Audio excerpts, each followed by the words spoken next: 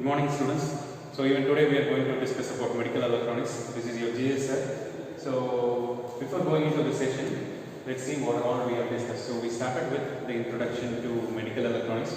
We saw why medical electronics is needed, where medical electronics is used, and what are the significance of it. Then we started origin of biopotential.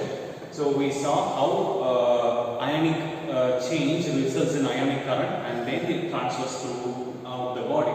That current, then we saw how this electrode picks up the ionic current, converts ionic current into electronic current. So then we saw about biomedical amplifiers. So in bioamplifiers, the micro or millivolt picked up by these electrodes is converted into a voltage range, which can drive the other circuitries.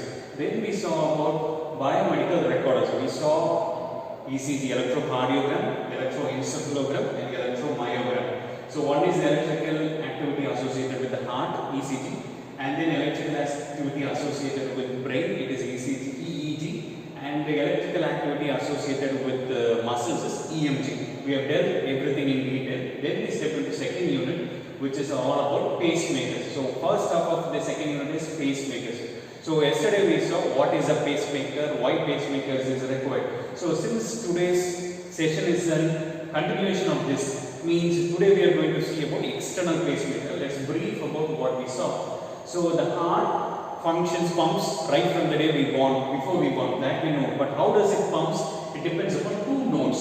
So there are two nodes which is involved. In one node the electrical signal originates. So that node is called a sinoatrial node. So sinoatrial node, it is from where the electrical impulses generates, and from here it goes to atriums. But before going to ventricles, it goes to another node which acts like a relay. So it delays for some moment, so that first these two has to pump, then these two has to pump. So that node is called as atrioventricular node. So atrioventricular node is simply a relay or like a delay, right? So these two is required. So the problem comes in sinoatrial node or in these nerves which carries the signal. So that makes the need for pacemakers. In pacemaker, basically there are two blocks, right? So one is a pulse generator and the other one is the leads or the electrodes.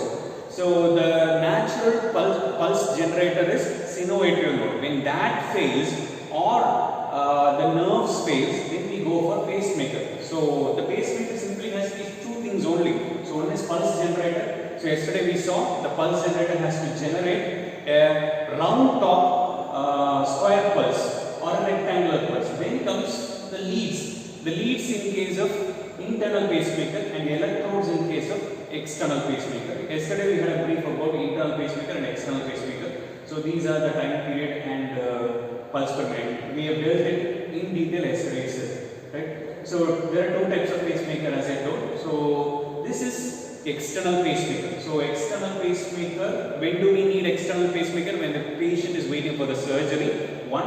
And then if the sinoatrial node rarely fails, in that case we don't need an implant, we need external pacemaker. And the other thing is during emergency, we don't know what happens, so in that times we need. So you can see that it is just powered by two double cells, and here there are knobs.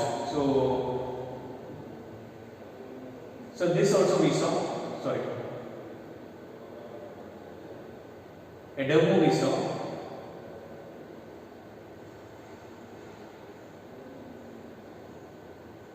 Right, so external pacemaker and internal pacemaker differs. So external pacemaker makes use of leads. Right, so this pacemaker produces a signal which moves the muscles out of which the heart can start pumping. It is simply like providing a first aid, something like that. Now this goes out of the control. So we did it yesterday. So this is, there are two types of external pacemaker. So one is continuous type external pacemaker. So external pacemaker we know means the pacemaking signal is given from the external to the body.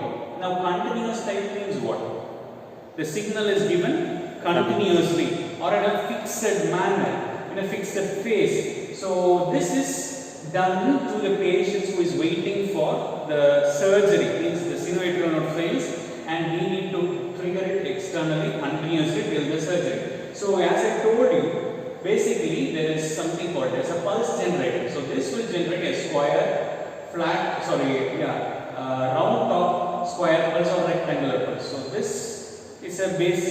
rectangular wave oscillator, pulse generator. So from here it goes to monostable multivibrator. So monostable multivibrator, you know that when a trigger is given, it generates a square waveform for a particular period, right? So this needs a trigger signal. So the trigger signal is given from the pulse generator, and now the monostable multivibrator gets triggered by this pulse generator. So whenever the trigger comes, the monostable multivibrator generates a waveform for a particular time period. So this pulse is the actual pulse which is given to the electrodes from where the heart is being triggered. It is a very simple type. So this happens 24/7 always. There is no stop at all. So this creates a trigger which triggers a monostable. Monostable means single stable state. From one stable state to it goes to another stable state, then returns back.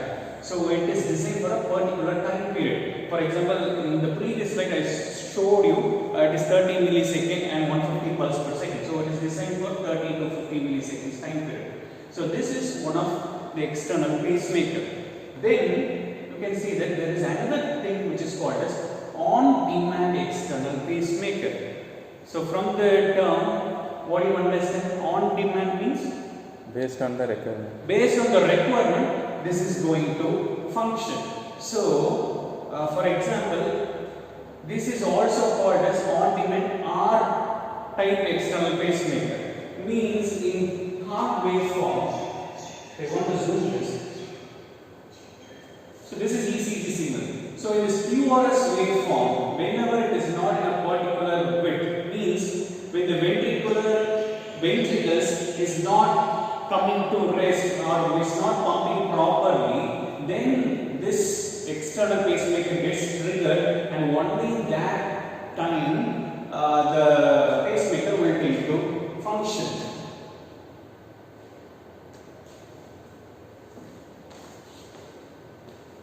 So we need to get the signals from the patient. Whenever the ventricle struggles to pump, then we need to provide a signal. Normally, it need not. So the electrodes is taken from the chest. From there, the sensing signal means the QRS waveform, PQRS waveform is going to the sensing signal. So the sensing signal will detect the signal, means it will have basically the equalizers circuits, and then from here it goes to comparator circuit. So in comparator circuit, we give a reference or a threshold.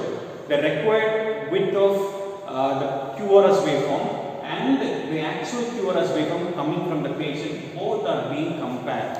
When there is a error signal, when the QRS waveform is below the limits, then it generates an error signal which goes to the pulse generator. So the pulse generator will now start functioning, and it will try to give the triggering pulse to the monostable multivibrator. Now monostable multivibrator, as in the previous case, will generate a round up flat pulse or a square pulse which is given to the electrodes. So the previous fixed rate external pacemaker had only these three blocks. It was running all the time. Pulse generator gets the trigger, means creates the trigger. From there, monostable multivibrator. From there, it goes to the chest. There is no feedback part. Since this is on demand, we have a feedback channel too. So we have an sensing electrodes. It senses the QRS waveform, and if it falls below, then this entire circuit is activated and the external trigger signal is given. So is it clear? Yes. So as simple as that. So there is some disadvantages of external pacemaker. So one thing is that it can cause skin irritation, since we are giving from the external and when the electrodes are placed. So on a longer run, it gives skin burn, means skin color changes, or skin irritation. So that is due to the kind of electrolytes, means the jelly we use and so on. And next thing is, when it is used on longer run, it creates a pain in patients, short of pain. So even in that video, you can see that after a particular time, the guy says, okay, stop it. So it creates a sort of pain because the muscle gets moved. So it is not like internal pacemaker going into the nerve. So the third one is, it creates uncomfortable contraction to the thoracic muscles. So we saw that the guy's muscles was contracted, so that always sometimes it is not comfortable to all the patients. They may feel uncomfortable when we use it for longer time. So we are done for today. So that is external pacemaker. So we have fixed rate and we have on demand. So we have an activity plan. So this activity is a mini project which I told you in the first class, very first class. So you are going to design a pulse rate measuring device using Arduino. So I have the circuits, I'll guide you. So there are so many things, I mean so many websites doing this. So you are just going to replicate it. So this is one of this site. So it's already there. So you can go refer and start doing this. So that's all for today. So any doubts? So have you planned any industrial visit regarding this topic? Industrial visits, yes, we have planned it to Royal Care Hospital, which is nearby. So where we'll see ECGs and also pacemakers also. But I think I didn't mention it, but we'll be taking it. So I have one doubt. Actually, so in input part you are considering some electrodes. Yes. So the electrodes will be placed in our human body. So in some cases you explained about some sensing unit. Yes. So what is the difference between electrodes and that sensing unit? The electrode is simply, you can see that it has a metallic plate, I showed you. Whereas the sensing unit, it is just some electronics. You have equalizers and all these things which can bring it to the level which can be compared. So that is what sensing unit means. It detects the minimum voltage according to the sensitivity we designed. So that's what sensing unit basically has. Okay. Okay, what will be the external pacemaker size? External pacemaker size, it will be around this much. For example, I have showed you here. Yeah. This one. In a palm, you can hold it. Yes, of course. Yes.